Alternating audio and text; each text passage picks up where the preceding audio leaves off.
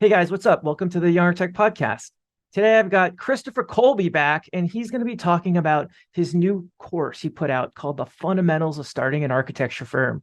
And so if you'd like to check out this course while we're talking about it, just visit youngarchitect.com/firm course, all as one word. And I'm excited to share this podcast with you. So let's get into it. This is the Young Architect Podcast, a podcast that is dedicated to empowering and helping the next generation of architects become more successful. Now, let's get into today's show with your host, Michael Rasica. Welcome to the Young Architect Podcast. Today I have with me a very special guest, Mr. Chris Colby. How you doing, Chris? Good, Mike. How you doing? Hey, great. Chris, I've had you on this podcast before, and I'm excited to have you back. Couple weeks ago, Chris and I were chatting, and we were talking about starting an architecture firm and all the trials and tribulations that go around it. And Chris had created a fantastic course around this. He let me check it out. And I came back to Chris. I said, Chris, this is incredible course. And we ended up bringing it over to the Young Architect Academy, which we actually ironically launched today. And so I wanted to bring him back and talk about, Chris, what inspired you to create such an incredible course about creating an architecture firm? Well, thank you for having me on again. I have been super excited about this course and really wanting to share the story. It's actually the first place that I've ever really told the origin story of why I even decided to create a course, because I've never been like that person or that architect. It's like, oh, I'm going to do this and then sell my information. But really, this whole thing started years and years ago when I went out and started my own firm. And probably like many of the people listening here, they're going through all the mental gymnastics of, do I have what it takes to start this course? What if I can't get clients? What if this fails? Or all these other things that, I went through years ago when I went out on my own. And really, for me, this started, I want to take you back to just a moment in my office when I was out on my own. I'm sitting there, I'm alone, which was awkward because previously up to this point, I had 6 other people in my office with me. So we were elbow to elbow, pouring over plans, doing what we had to do. There was always activity. And now I'm at the point where I'm sitting there, it's absolutely dead silent on a Tuesday afternoon. And I'm staring at my computer screen, CAD on one side and QuickBooks on the other. To the right of me, I have a pile of plans that I'm working on for a client. Next to that, I have a pile of unpaid invoices from clients for projects that I've already completed. And I'm also looking at all the past due bills that I owe to my landlord, utilities, cell phones, the whole thing that you need to run a business. And I'm terrified because I don't know what to do next. I know my finances at home are just as bad because I'm the entrepreneur, I'm the solopreneur at this point, and what I make in this business is what I take home. And so I'm sitting there with confronting all of these things that are, weighing on me heavily. And I'm sitting there and I'm saying, Chris, what do you do now? I had, up to this point, things were going well. I had 6 people working with me. Everybody was paid well. I was doing well. I had a good client base. When I first started this business, I basically, left the firm I was at, went out on my own, and within 6 months was generating 6 figures in fee. So I was doing well, at least I thought I was. And now I'm sitting there asking myself, where are the next clients coming from? How do I actually make a profit on the next project? Because the economy had taken a downturn at this particular time, and I was just taking on projects to stay alive, like to keep the doors open, to keep some sort of revenue coming in. And I'm asking these questions like, do I really know what I'm doing? How the heck do I market? How the heck do I had a bunch of really horrible clients that I took that I didn't want. And I'm like, I don't like these people. They don't like me. I'm not making any money. And now all this stuff is in front of me, the bills, the invoices that aren't being paid because the economy had taken a downturn. People didn't have the money to pay me.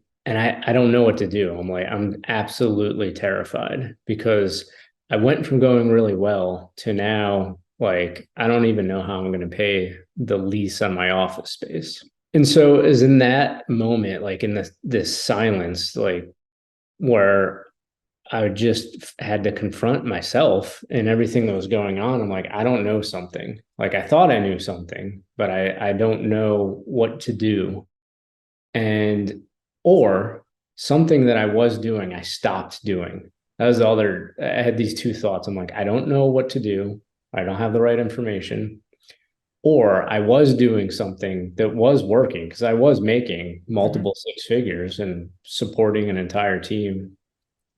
And I was like, either I stopped doing something that was working and I didn't know what I stopped doing, or I didn't know how to get out of this problem with the economy and the situation. And I had some good clients, some bad clients, but I just didn't know what the next steps were. So what I did is I'm like, I need to find better information.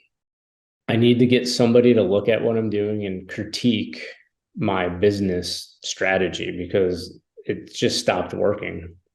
And I started looking at the time, there really were not many people in the architecture industry that would digest or dissect and then digest what architecture business is and what's going right and what's going wrong.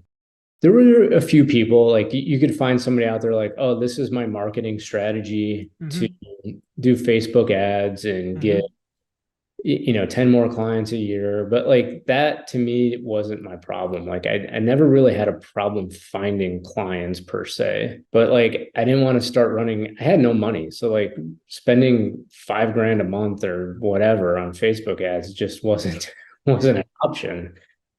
So at the time, like there was just really nobody in our industry that could help me. So fortunately, one of my really good clients was the guy was probably at the time worth close to $100 million. He was a developer. And so I went to him and I said, what am I doing wrong? Or what am I not doing that I should be doing? And we started talking and dissecting my business, dissecting the actions that I was taking.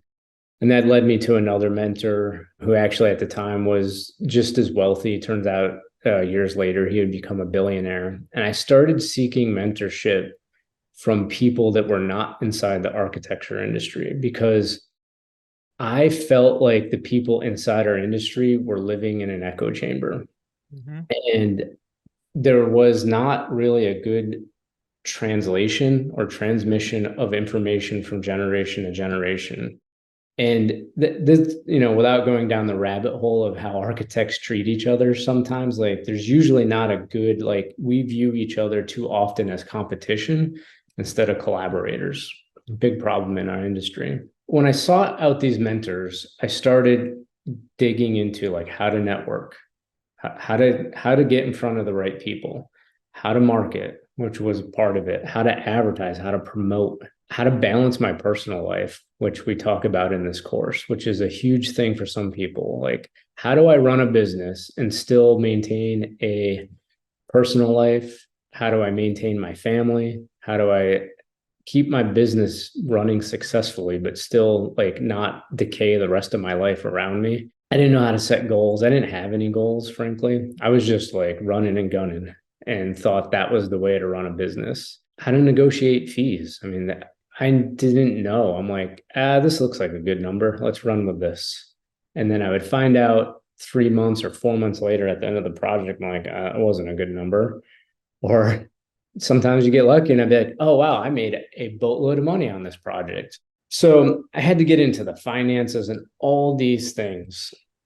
And it was a lot. Like I thought running an architecture firm was like, oh, I'm going to go out. People are going to recognize me for the work that I do. I'm going to give them a proposal. We're going to do the work. And then the next one's going to come in and the next one's going to come in.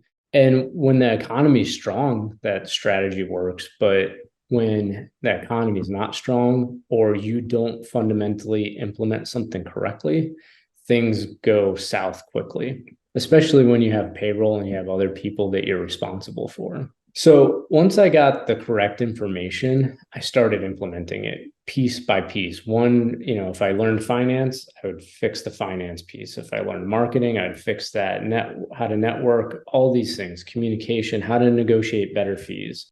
I would start picking these things off one by one, because it can be overwhelming to figure out how to do all of these things. You're trying to juggle finance and marketing and all these things. Like it's overwhelming if you don't pick them off one by one. So I just started one by one. What was the worst thing that I had going on? Was it revenue? Was it not having the right clients? And I would just fix that. And then I would move on to the next thing. But when I got that information and started implementing it, things started turning around really rapidly. It was just like a switch flipped. As quickly as the switch turned off for me, it turned back on. And it got better. And it was in about the 20 areas that we cover in the course that you mentioned that really changed how I look at running a business and an architectural practice. I was able to get them back to multiple six figures fairly rapidly. I was able to bring people back on board and get things going again and rebuild my team and start helping people and clients and people in my region that like really mattered and to me and like felt good. Like I started working with people that reciprocated that sort of relationship, right? They're like, oh, we recognize you for your value. We want to work with you and vice versa. And most importantly, and this is something that's not really talked about in our industry, I actually had the confidence to go out and run a practice and to make payroll and help people within the firm, but also help my clients and serve them. And like the confidence really was more important to me than anything else, because without the confidence and without this knowledge, there was no way I was going to be successful. So that was really like what started my journey. That was years ago. I just took this information and kept it to myself for years and never really helped other people with it until people started coming to me and asking like, hey, how would you do this? How would you do that? And I would see people that I knew, friends, maybe they were starting their own thing. I would see them struggle. And I'm like, it's painful. Like if you ever watched a loved one or somebody like struggle at something, it's just as painful for you, probably more so than it is for them, right? Yeah. And so I'm like, I have an obligation here to help other people with what worked for me. And so I truly believe like if you have the right information, you can do anything. Like I am nobody special in particular. Like I'm just like the rest of everybody else on this podcast. I had the same fears, the same hesitations, the same questions of like, can I do this? Where can I get the next client? Is this the right client? Am I charging the right fee? All these things that we ask ourselves. And I believe if you have the right information and you integrate that information correctly, and that's the key, is in integrating the information correctly, the right information correctly, you can figure out this Rubik's Cube of balancing architecture and being a creative with the strategies of business. Yeah. Wow. One of the things that really resonated with me, I mean, I don't have a traditional architecture practice. At one point, I thought I wanted one, but you talked about looking outside of architecture to help you figure out how to start a business, and that was something that really helped me a lot. Back in the day, I would tell people my ideas for Young Architect, and people looked at me like I was crazy. And at a certain point, I said, I got to stop talking to architects about my architecture business because it doesn't make sense to them. And I started looking elsewhere for other people that did similar things in similar areas. I ended up teaming up with a guy who had a very similar business to Young Architect, but his focus was on teaching classical guitar. And him and I would get together and talk shop and give each other feedback about our businesses, kind of help each other kind of figure out how to make this thing work. I think it's important, if you or anybody listening are the type of people that like reading books about business and related stuff, for me, it helped me tremendously to not get caught in this echo chamber of, well, this is what was done 25 years ago by some person that doesn't even know how to use email, right? Like Exactly. So the world changes and the information changes, and architecture is interesting. It's a form of art, right? And we get caught up in, as architects, as we should, the artistic side, the creative side of architecture. But when you start a business, you are no longer an architect. This is something I talk about in the course. Yes, you're still an architect, but you are now a business owner, probably primarily a business owner. And you have to learn how to mix the two and what the right ratio is in order to have a successful practice so that the thing that you love to do, being an architect and designing and being that creative, actually gets to the most people as possible. One of the things I love about this course that you've put together is how the information is presented. It comes from a very mentor perspective. And one of the things I wrote about when we were creating the course is how, in a weird way, like this is the mentor I feel like so many people are looking for when it comes to showing you the ropes and setting you up for success and laying down the foundations and the groundwork for having a successful practice. Thank you. I appreciate that. We were talking about this before, but I'm not really one of those people that'll drone on for 2 hours about marketing, right? Like there's information, this is how you use it, go implement. So it's not like a 16-hour course that repeats the same thing over and over again in like 12 different ways. I actually learned that from one of my mentors who I mentioned became a billionaire. He's like, you got to get to the point. Mm-hmm. When I was trying to ask him questions about how to learn particular things, I would sit there and talk about, and I think this is a thing architects do. You're presenting your project, right? And you want to talk about it for hours. And like you got to get to the point and hit those points quickly, and you got to make sure they resonate with people. And so I know people's time's valuable. That's a big thing that a lot of people are concerned about. Am I even going to have time to run this practice? Like, especially if you're doing it on the side, like you're moonlighting, like how do you balance all that? Or if you go out on your own, how do I have time to run my practice and be with my family? So that's why the course is like very strategic and direct and to the point, because I understand like you don't have time to sit there for 4 hours to learn about something. Like you need to get to the point and implement something now so that you can go out tomorrow or this afternoon and get your practice to where you want it to be. So yeah, I went through the whole course on my own, on my phone with a pair of AirPods on. And I went out for a run and I listened to like 3 or 4 sections of it. And then I listened to most of it as I was moving through my day. But what I love so much about it is it's really rich. You know, like you said earlier, you get straight to the point. It's very concept based. Let me teach you the concepts. Let me teach you the fundamentals. And you implement these ideas and apply them to your specific situation, which I think is fantastic. It's very actionable. Yeah, that was the point. Take action as quickly as possible. Listen to 2 or 3 modules, put it down, go and do it right away. Because you like with any course, this is no different. Like if you don't take action, nothing's going to change. So it's designed that way. Get the information and get out there and start implementing as quickly as possible. We probably could have turned this course into like a 25-hour thing. It probably could be, you know, and again, this is fundamentals. Like, yeah, you can go deeper on anything, but like we could turn this thing into like a 2 or 3 day like workshop and charge people like $9,000 to come to it, right?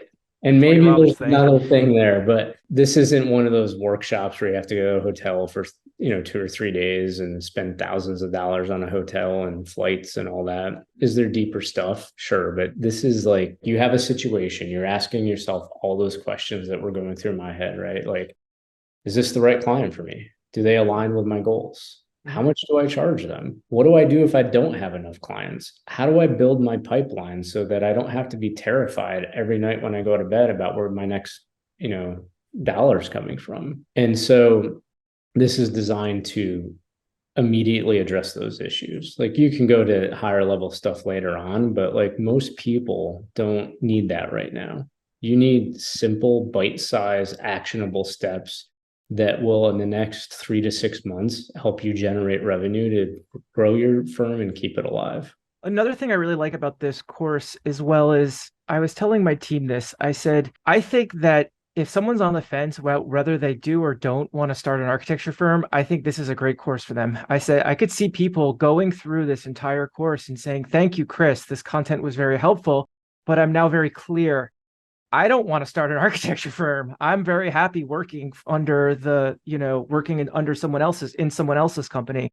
But having the information and seeing what it takes to get something off the ground, I think this is really helpful information for people that don't want to start their own firms. I would agree, as somebody, so later on, I ended up going back to a firm and I implemented these strategies at that firm. Now I run a practice in that firm, but to me, that's just a business inside of a larger machine. And those same strategies are scalable and applicable to anybody that works someplace else. In fact, you probably are better off, like you're going to get more lift because you're using their platform. You don't have to spend all the money that a business owner would have to spend, but you're in yourself, even as an employee or an entrepreneur, can implement these strategies.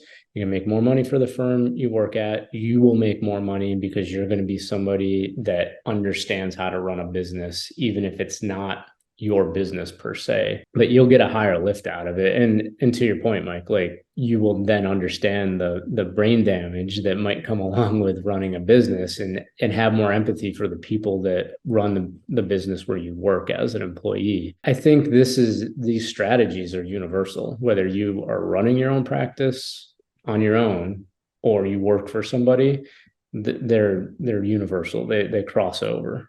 Another thing that comes with this course that Chris and I put together is we're going to do a webinar. We're going to do one about every 6 months where there's an opportunity. If there's something inside the course, you have a question or something, there's a form. We have you submit your questions through the form. And about every 6 months, Chris and I are going to jump on Zoom and with all the people who signed up and talk about, starting your own firm. Any questions from the course? What are you implementing? What's worked? What hasn't worked? Any ideas? And so there'll be an opportunity to interact with us every couple of months. I'm looking forward to that. That's like the best part of this. And I think it's a great add-on to the course. Like the cost of the course is worth just one of those, right? Like the time to get one-on-one, one-on group coaching like that, it is invaluable. So just to have that is worth it.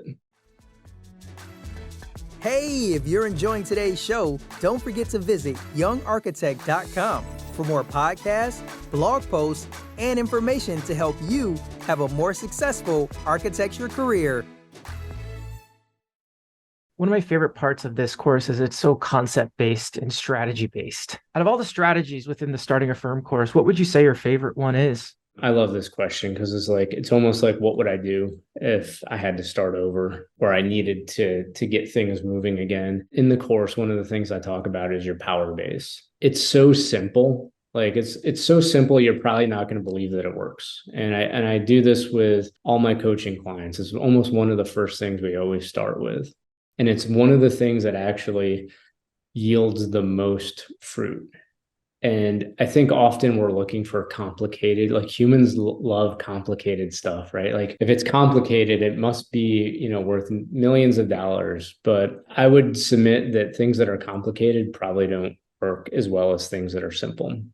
And for me, one of the things that I would implement immediately, like if you're struggling or you're thinking about going out on your own, or like if you're just starting over, is create a power base. And really what that is in a nutshell, we go into this deeper in the course, but like grab your phone, grab your email list, everybody that's in your contacts, anybody that make a list of 100 people that and you're going to be like, oh my God, 100 people. Like this could be your grandmother. This could be your neighbor. This could be previous clients. Grab your phone and just go through who have you talked to, who have you texted, who's on your list, and start listing these people out. They're usually warm leads at this point. Don't worry about like calling the realtor down the road that you don't know yet, or that's another strategy that we talk about. But if you implement this correctly and you go and you create that power base and you start calling, you got to pick up the phone. Again, it's about action. Pick up the phone and start calling these people. I know I have my own firm. Insert what you're doing. What's the current thing? Ask them how they're doing. Really, it's more about them, right? And if you're like, hey, how's it going, John? I haven't talked to you in 2 months. How's the plumbing business or how's your accounting business going? But stay in communication with people. Inevitably, they will ask you what is going on in your practice, what's going on in your business. And then you can insert, well, I just started this, or this is the most recent project that I'm working on, or I'm, really interested in getting into net zero homes, right? But now you've opened up a communication line with them. And the more communication you can have with that power base list, you're going to need to follow up. We go into how to do that as well. But like you definitely have 100 people. You might not think that you do, but make that list of 100 people and just start calling them.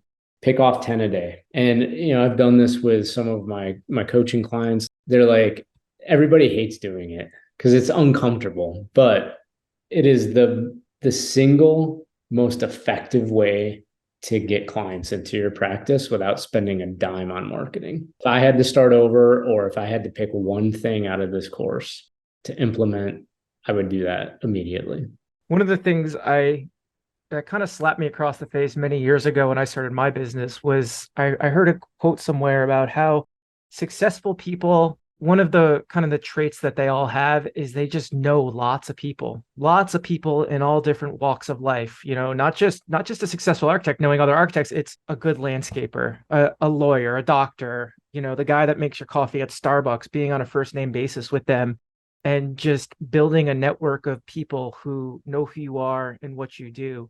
I can't tell you how many people have, like a long time ago, there was someone that lived in my building. They knew I helped architects pass the architect exam, and they met someone who was struggling for the architect exam. And next thing you knew, this person was signed up in boot camp and was a fantastic client of ours. And so, yeah, I love this power-based strategy. I think it's fundamental for any architect. Yeah, that's a great story, Mike. Like I love that. Like you have no idea where your next client's coming from. But the more people you're in communication with, the more likely you are to get that next client that you don't know where they're coming from. David Rockefeller, John Rockefeller's grandson, was a master at this. And this isn't in the course. I literally heard this the other day and I had no idea he did this when he recently passed away. But when they, he's old school, right? So he had an actual Rolodex, all written, handwritten notes, something like 3,000 or 4,000 people that he kept notes on. So every time he met somebody or he interacted with somebody, he'd write their name down, their phone number, and what they talked about. So the next time that he reached out to them or talked to them, he's like, "Oh, hey, Mike, I remember you said, blah, blah, blah about your family," or "Hey, Sally, I know your daughter was going to ballet school. How did that turn out?" And that made those people feel like that he appreciated them, that he loved them, that he was engaged with them.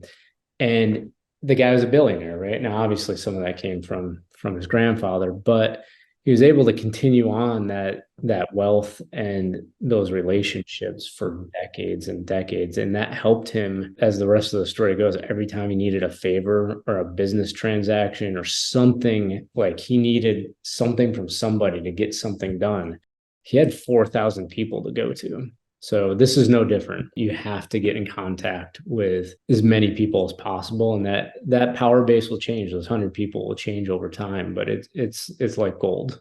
Chris, let me ask you a big question. When you created this course a while back, what was the big goal? I mean, what did you think was going to happen with this? When I set out to do this, I think when I talked about the origin story of all this and the pain that I went through, that moment sitting in my office, like that was a while back. I didn't have this course then, but the whole purpose and the goal behind this, like this isn't a money-making thing. Like I don't care if you buy this course or you go someplace else for this information. The purpose behind this is, to me, it's more important to help people. So like that's my currency. I don't know why that is. Like I have this weird thing. Like I was a horrible student in school, but I love teaching other people and I love watching them be successful. So to me, that makes a better world. If there's more successful architects and we're not undercutting each other in our fees and we're out designing great buildings, that has an impact on society. And that creates this sort of flywheel that makes the world a better place. So this course, like the whole point of this course isn't to